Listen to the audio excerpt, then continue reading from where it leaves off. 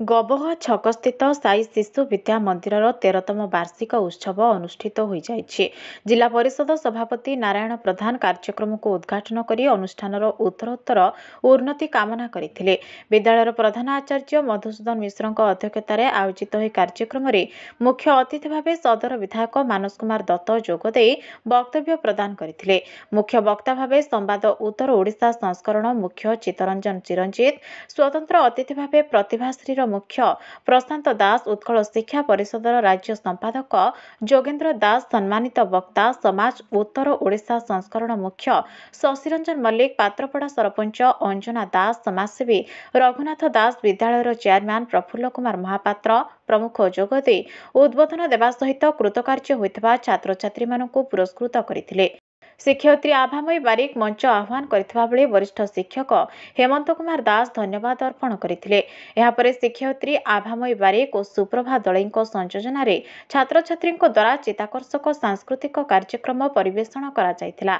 शिक्षयित्री संयुक्ता ओझा, विजयलक्ष्मी पाढ़ी, निमाई चरण माइती, पद्मलोचन दास, निहारंजन महापात्र, शिवशंकर बेहेरा, अर्पिता प्रधान, सुभद्रा तरे, नेहा फरुकी, जहुरा खातून, पुष्पकांति मिश्र, मीडिया संयोजक अजिम बालेश्वरी, सहायक कर्मचारी देवस्मिता दास, बासंती गिरी, नजरा बीबी, सावित्री नायक, शरद कुमार जेना कार्यक्रम को परिचालना करिबारे सहयोग करथिले।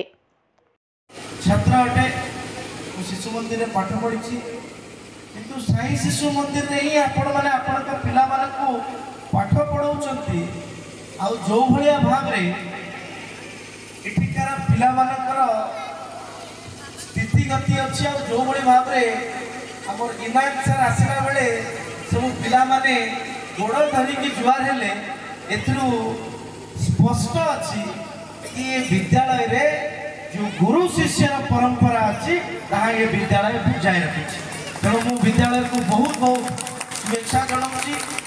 विद्यालय मोटा मोटा बही रे पाठ होए ना, विद्यालय को सुविद्यालय पाई गोटे भल शैक्षिक वातावरण आवश्यक हुए जहाँकि विद्यालय अवस्थान अच्छी मु बहुत बहुत शुभेच्छा जनाऊँगी।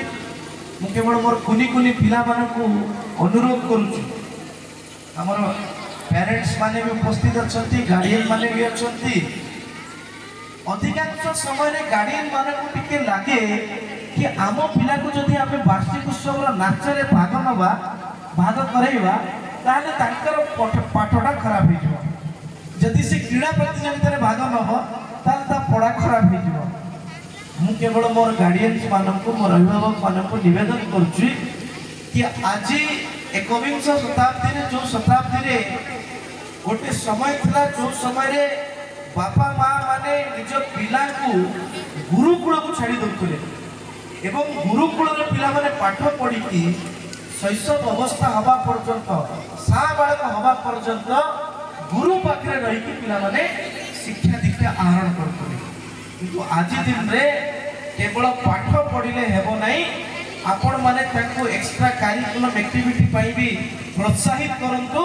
पाठ जेते जरूरी साठ ताठ अधिक जरूरी आपण माने सेति पाई सब पिला माने को प्रोत्साहित करंतु। मु समय कम पाई पुणी थरे क्षमा प्रार्थना करूची।